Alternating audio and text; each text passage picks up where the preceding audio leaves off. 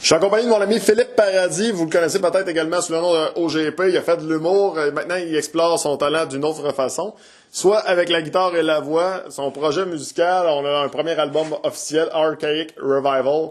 Le cover de l'album est sensationnel. Les chansons sont super bonnes. Le premier single, Death Scars, qui fait déjà tabac un petit peu partout. Je pense que la Beauce est déjà prêt à entendre le spectacle carrément que Philippe Paradis va nous proposer sûrement au cours de l'année 2023. Phil, comment ça va? Ah, bien, toi? Yes. Hey Phil, ça va super bien. C'est normal capoté, ça.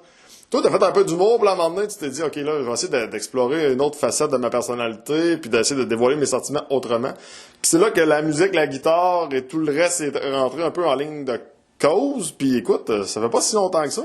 On parle même pas 4 ans, puis déjà un album. Ouais, exact. Ben, c'est ça, je suis pas quelqu'un qui m'attende, fait que je fais pas mal tout par moi-même. Tu sais, quand, mettons... Ben, la guitare m'a permis d'apprendre, mettons, toute la théorie musicale, construire des tunes. Fait que, tu sais, un instrument te permet comme d'apprendre d'autres. Puis c'est le même que j'enseigne aussi. Fait que, tu sais, après ça, le drum, la bass. Le drum, je suis encore en train de pratiquer pas mal, mais, tu sais, la bass, la guitare, ça s'apprend les deux ensemble. Puis après ça, drum aussi, ton rythme de guitare, tu peux le transposer. Fait que ça c'est bien fait. Le mix, c'est un peu plus tough. Mais il y a une autre affaire aussi, ça me fait penser à ça, là. Quand j'écoute beaucoup de podcasts, puis les podcasts d'humour, les humoristes, là, tu sais, on en voit tellement des humoristes avec des instruments, avec des guitares, Olivier Martineau au Québec, ou, tu sais, François Bellefeuille, des fois, sur des tunes, me semble, c'est François Bellefeuille? Mais ouais, en tout cas, il y a plein d'humoristes qui prennent des guitares aussi, parce que c'est deux arts qui sont comme vraiment proches l'un de l'autre, tu sais, les deux, c'est de la scène. Je trouve que l'humour, tu dépends un peu plus, mettons, d'une foule que la musique.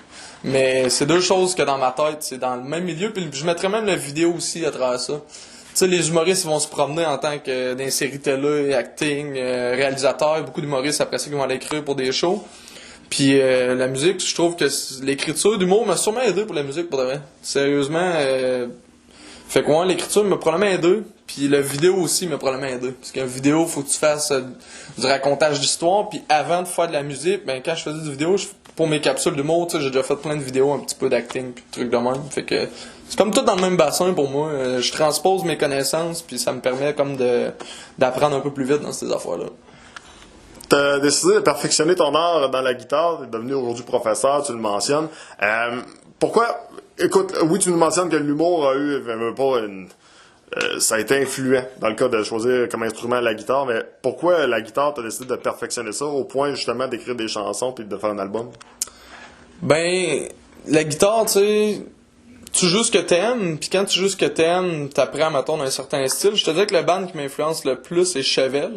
Chevelle, je trouve ça, leur son vraiment hot. La vague des années 2000, là, Linkin Park, Chevelle, Two Days Grace, Limp Bizkit, il y a vraiment des affaires intéressantes là-dedans, du Korn aussi. Puis un mix d'un peu de tout. Puis, tu sais, mettons qu'on retourne un petit peu plus au niveau de la guitare, ben en jouant ces styles-là, après ça, tu pognes un peu les éléments que t'aimes. Inconsciemment, inconsciemment, peu importe comme tu veux, là. Tu pourrais t'asseoir et dire, hey, je vais faire une tourne de telle affaire. Mais moi, le processus, ça, je n'ai parlé un petit peu sur Internet. Le processus que j'aime le plus faire, c'est comme laisser les choses se faire tout seul. Parce que moi-même, je sais pas trop des fois où je veux m'aligner. Fait que quand tu fais juste pogner ta guitare puis tu joues, ben tu trouves des riffs, puis à partir de ces riffs-là, là tu construis une tune. Moi, c'est tout le même que je procède. Je trouve un riff intéressant, cool. Je fais OK, je vais essayer de faire une tune avec. Mais je sais pas si c'est le début de ma tune, la fin ou le milieu. Puis à partir de là, c'est là que je construis. Fait que la guitare aussi, tu sais, justement, à force d'improviser, jouer des riffs de même, ben à un moment donné, je commence vraiment à plus savoir qu'est-ce que je fais. Tu sais, cet album-là, c'était... Tu sais, oui, je me suis donné pareil, je l'ai mixé, j'ai vraiment pris le temps d'essayer de le faire le mieux que je pouvais. Tu sais, je suis conscient avec plein de monde que je parle qui font de la musique, il est pas parfait, il y a des petites erreurs à plein de places, mais c'était pour ça aussi, tu sais, c'est un album pour apprendre, puis je pense que je suis quand même vraiment content de ce que j'ai fait pareil pour le... Pour perfectionner ton art, on parle de combien d'heures environ par semaine que t'as appris à jouer de la guitare, parce que toi, en plus, tu l'as appris par toi-même, là, carrément, là.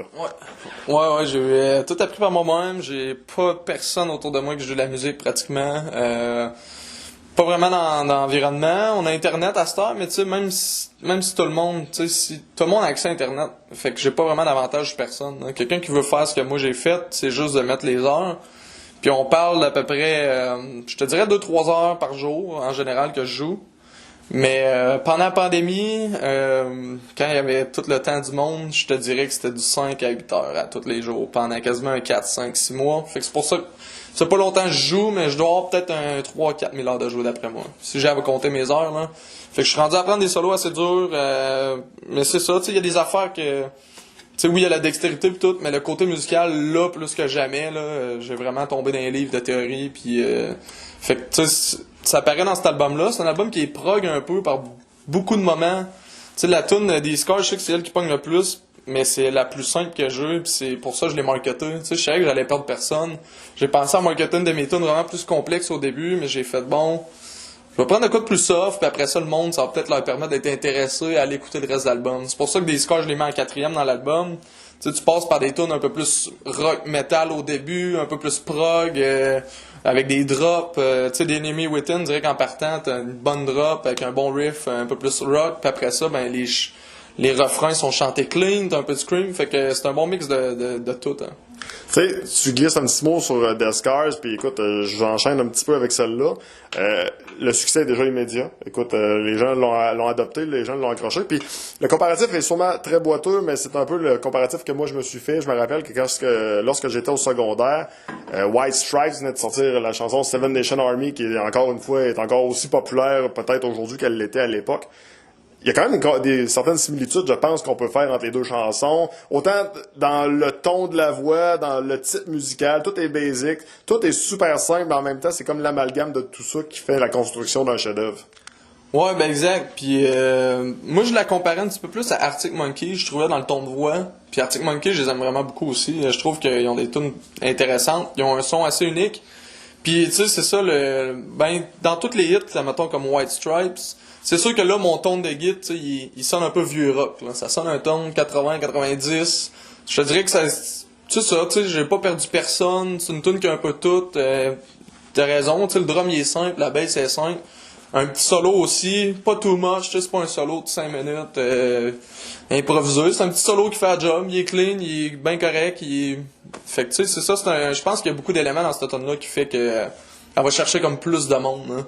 Fait que la drop à la fin, que la voix aussi, une petite transition un petit peu plus, juste pour mettre ça plus beau. Puis ouais, je pense qu'il y a une couple d'éléments qui fait que cette tune-là est pas connue pour rien, un peu plus.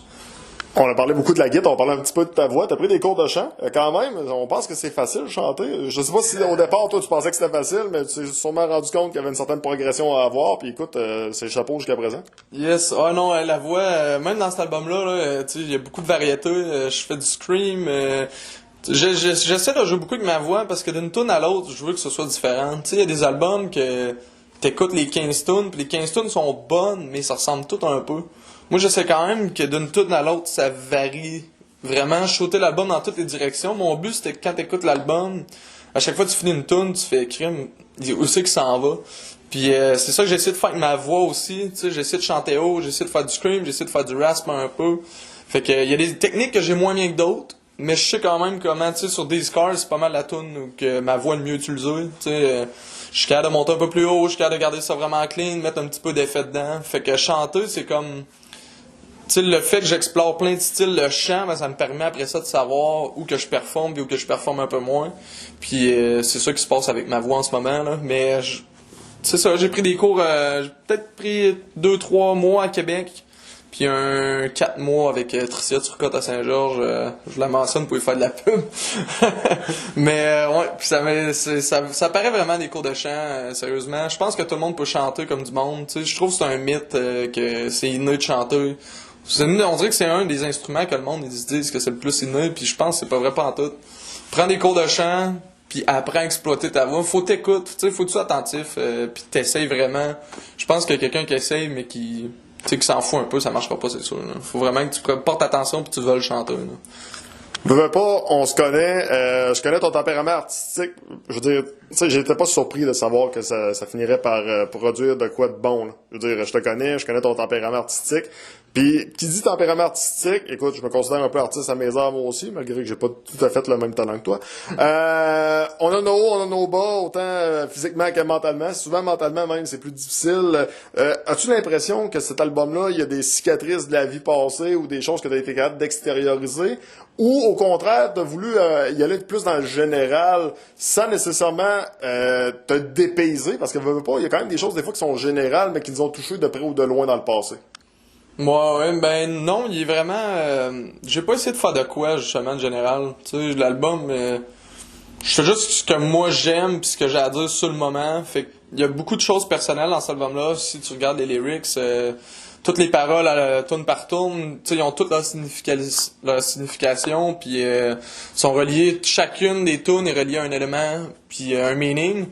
Fait que moi j'écris sur des bulles, tu sais, quand il se passe de quoi dans la vie, je m'en à telle place, je vois de quoi qui fait aucun sens, ben j'essaie de le comprendre. Fait que souvent si ça reste avec moi, ben des fois ça va me popper dans la tête. Puis c'est là que je vais écrire là-dessus. Fait que c'est la même affaire, souvent c'est plus des dialogues avec du monde, tu sais, tu t'en vas au bar, tu rencontres une vieille connaissance, si la personne est complètement démolie, ben des fois ça te fesse, puis là tu fais ok, j'ai de quoi à dire. Même si c'est pas toi qui le vis, ben c'est ton environnement, fait que ça vient pareil venir comme dans ta vie à toi. Fait que ouais, il y a ces éléments-là. Puis c'est quoi déjà la question? Ben tu sais, veux pas en réalité, la question est la suivante, c'est que je veux dire, ça arrive, on passe tous des éléments de vie que c'est plus difficile. Ça t'a-tu permis un peu d'extérioriser justement ce vide-là, mettons, que tu avais peut-être dans le passé, ou tout simplement de dire, de t'en servir un peu comme une genre de thérapie? Ouais, ben oui, ça fait partie de ça, mais je garde plus, en vieillissant, je garde pas beaucoup de choses en dedans de moi pour de vrai, j'extériorise pas mal tout. Fait que, quand j'arrive avec un album de même, je vais me le dire carrément, depuis que je l'ai fini, je l'ai pas tant réécouté. OK. Sérieusement, on dirait que je passe déjà à autre chose. Tu sais, oui, je veux le faire en show pis tout, puis je vais le jumeler avec des covers, je vais le jumeler pour que ce soit intéressant, tu sais, pas juste faire mes tunes. Fait que je vais aller chercher d'autres éléments, mais non, je suis quand même assez, je laisse pas traîner de bullshit ben, fait que un coup que l'album est fait, je suis déjà comme prêt à faire autre chose. Fait que tu sais, c'est un peu bizarre, c'est pas que je me détache ou que je m'en fous, c'est juste, hey, c'est fini d'exprimer, good, on passe à autre chose. Tu sais, je suis déjà prêt à partir sur d'autres tunes, j'ai déjà d'autres tunes d'écrits en ce moment, puis ouais. Ça va vite, ça va vite. J'ai le goût de savoir, écoute, The Scars, c'est le premier extrait. Si, par exemple, on veut présenter une chanson qui est peut-être plus personnelle à toi ou une chanson que tu penses qui vaut vraiment la peine d'être découverte par quelqu'un qui n'a jamais entendu ton produit, laquelle que tu choisirais? J'ai Mind Reader que je trouve cool. Mind Reader c'est beaucoup plus métal, mais ouais, Mind Reader les lyrics parlent pour d'eux-mêmes, puis The Creator aussi. J'ai closé l'album avec deux tunes un peu plus métal, tu sais, je commence un peu plus soft. Mais The Creator, ouais, c'est vraiment personnel comme chanson, c'est plus des histoires de famille si tu regardes les paroles, puis ouais. Archaic Revival. Bon, écoute, c'est disponible. Je me suis toujours beaucoup accroché mon titre. Puis je pense que ce titre-là veut dire beaucoup. Puis quand on regarde l'infographie que tu as faite également, là, j'ai l'image devant moi. Là, okay? Pour ceux qui l'ont pas vu, là, on voit un raton laveur qui marche. Il y a plein de gros champignons autour de lui. Il y a pas beaucoup d'espace à bouger. Il y a un petit cratère en dessous, à peine. On voit qu'il est comme pas trop sûr de... Qu'est-ce que ça veut dire pour toi, Archaic Revival? Qu'est-ce que ça veut dire pour toi, l'image que t'as créée avec le raton laveur? Archaic Revival, là, c'est vraiment concret. Ça vient d'une théorie de Terence McKenna, Okay. qui a étudié, puis c'est carrément le nom de sa théorie, c'est Archaic Revival. Sauf que lui, c'était en lien avec les champignons magiques. Les champignons magiques, les psilocybines pis tout. Puis j'en ai déjà fait quand j'étais plus jeune. Fait que la psilocybine, tu sais, des fois, ça te fait questionner la réalité puis plein d'affaires. Les drogues, tu sais, sont pas obligées d'être faites d'une façon stupide. Je pense que, tu sais, ce monde-là étudiait la drogue d'une façon à ce que ça devienne un médicament. Puis même les chamans, tu sais, ça fait longtemps que c'est utilisé de cette façon-là. Mais Archaic Revival, sa théorie, justement, c'était que si tous les humains prenaient ça, peut-être qu'on déconstruirait plein de constructions sociales qu'on a à défaire. Puis je pense que ça se voit déjà dans notre société, tu sais, la construction sociale se fait shaker beaucoup en ce moment avec les LGBTQ puis un petit peu toutes ces affaires-là. Mais ces mouvements-là, ils sortent pas de nulle part.